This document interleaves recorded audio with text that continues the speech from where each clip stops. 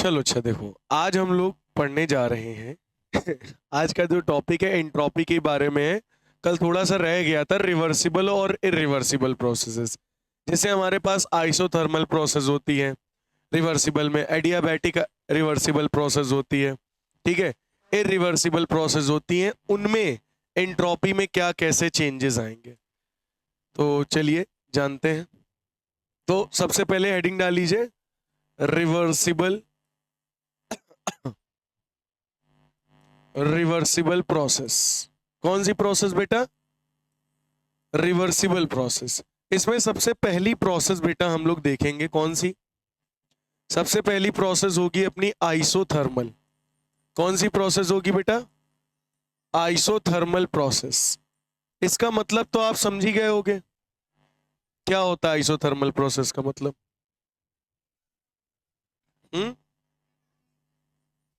Temperature constant रहता है ना। आइसोथर्मल प्रोसेस वो प्रोसेस है जिसमें टेम्परेचर क्या होता है बेटा? रिमेन्स कांस्टेंट, है ना। ये बात तो आपको पता ही होगी कि टेम्परेचर जो होता है वो क्या होता है? कांस्टेंट होता है, ठीक है। तो आइसोथर्मल प्रोसेस में टेम्परेचर क्या होता है बेटा? कांस्टेंट। अच्छा एक बात समझो, ये है सिस्टम और ये है सराउंडिंग, ठीक है। तो ये एक सिस्टम है और एक सराउंडिंग है, ठीक है। अब आपको साफ साफ दिख रहा होगा जो सिस्टम है और सराउंडिंग है दोनों का टेम्परेचर कांस्टेंट है। मतलब इसका भी टेम्परेचर क्या है? टी।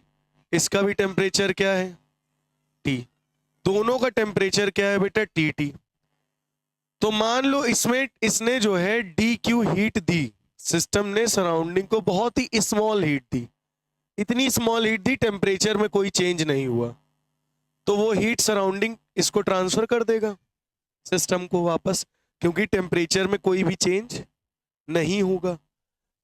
ये हीट जो दे रहा है सिस्टम, ये बहुत ही छोटी हीट, बहुत ही कम हीट दे रहा है, जिससे टेम्परेचर में कोई भी चेंज नहीं होगा। अब टेम्परेचर में कोई चेंज नहीं होगा तो डी क्यू सिस्टम देगा तो सराउंडिंग डी क्यू ले लेगा। सराउंडिंग डी क्यू क्या करेगा? ले लेगा। तो अब अगर मैं आपसे पूछूं कि what is the entropy of system, system की एंट्रोपी क्या होगी, तो बताओ बेटा सिस्टम की एंट्रोपी क्या होगी। इसने डी क्यू हीट दी है, तो देने का मतलब क्या है? Minus D Q by D T. इसने हीट दी है। और सराउंडिंग ने एंट्रोपी, सराउंडिंग की एंट्रोपी क्या होगी बोलो? उसने हीट ली है तो D Q by D T. और इतनी कम हीट लेन देन हो रही है, इसमें टेम्परेचर में कोई भी चेंजेस नहीं हो रहा। तो अगर मैं ओवरऑल पूरे टोटल एंट्रोपी की बात करूं, मैंने आपको बताया था हम लोग टोटल एंट्रोपी देखते हैं यूनिवर्स की, सिस्टम और सराउंडिंग की एंट्रोपी हम नहीं देखते। अपने फाइनलाइज आंसर में क्या देखते हैं? सिस्टम की।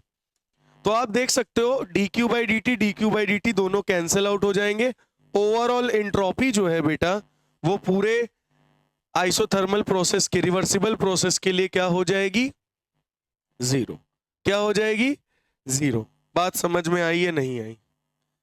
तो मैं कहूं क्या कोई ऐसी प्रोसेस हो सकती है जिसमें सिस्टम की भी एंट्रोपी जीरो हो या सराउंडिंग की एंट्रोपी भी जीरो हो? तो हाँ हो सकती है। दूसरी प्रोसेस है एडियाबैटिक। कौन सी प्रोसेस है बेटा? Adiabatic process. एडियाबैटिक में आप जानते हो हीट का एक्सचेंज बिल्कुल भी नहीं होता, हीट का एक्सचेंज बिल्कुल भी नहीं होता। तुम खुद ही सोचो, अगर कोई भी हीट का लेन देन नहीं हो रहा है तो बेटा बताओ सिस्टम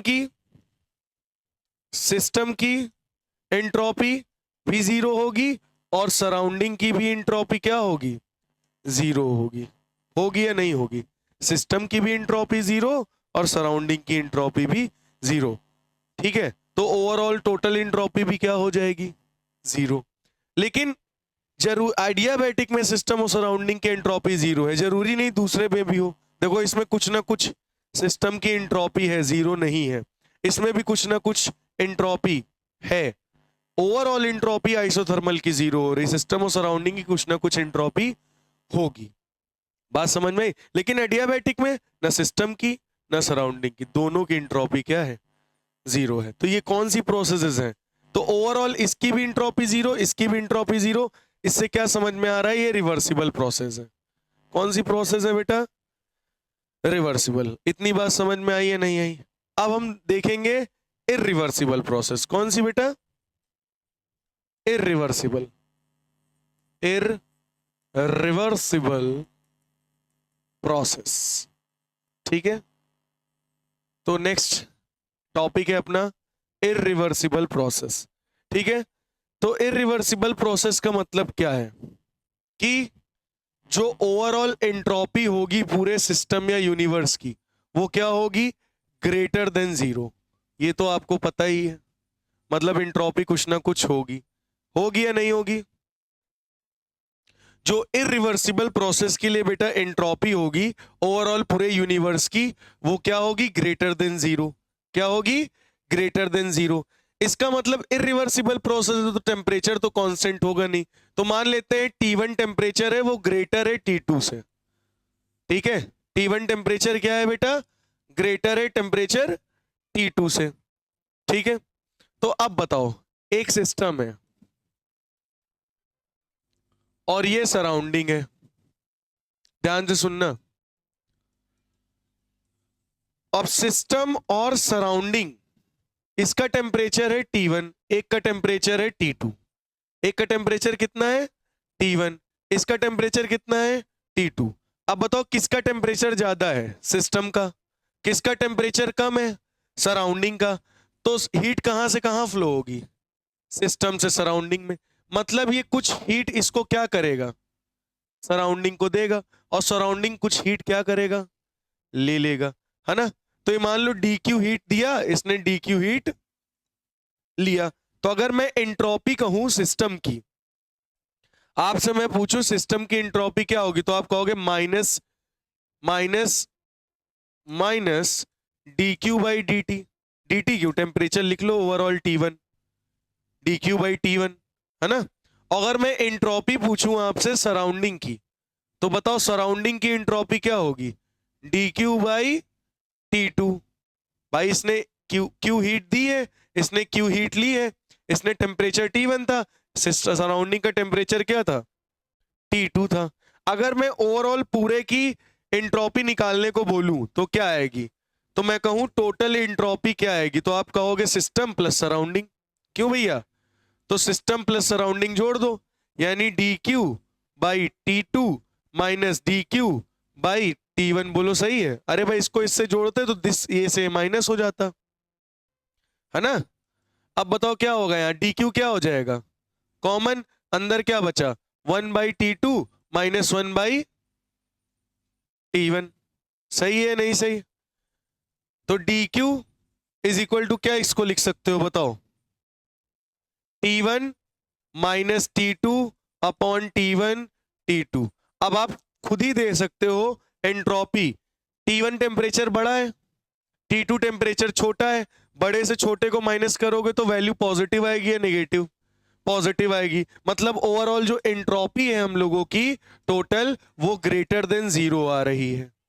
मतलब इरिवर्सिबल प्रोसेस जो होती हैं वो सारी की सारी स्पॉन्टेनियस प्रोसेस होती हैं, जो अपने आप होती हैं, और उनकी ओवरऑल एंट्रोपी क्या होती है? Greater than zero. बोलो बात समझ में आई है नहीं आई? तो ये कौन सी प्रोसेस थी? Irreversible process. कौन सी प्रोसेस है बेटा? तो आप एक बात ध्यान में रखना, ओवरऑल मैं अगर एंट्रोपी की बात करूं पूरे यूनिवर्स की, तो greater than equal to zero होती है। अगर मान लो कहीं पर रिवर्सिबल प्रोसेस है तो एंट्रोपी इक्वल टू जीरो, और इरिवर्सिबल प्रोसेस है स्पॉन्टेनियस है तो ग्रेटर देन जीरो। तो ओवरऑल जो यूनिवर्स की एंट्रोपी होगी बेटा वो क्या होगी? Greater than equal to zero. बोलो बात समझ में आ गई? क्या आपको इतनी बात समझ में आ गई? तो ये नोट कर लीजिए जल्दी से। रिवर्सिबल नोट हो गई थी? ठीक है, देख ले जरा दिख रहा है कि नहीं क्लियरली। भाई दिख तो रहा एकदम बढ़िया, पिंकी कलर नहीं दिख रहा बस।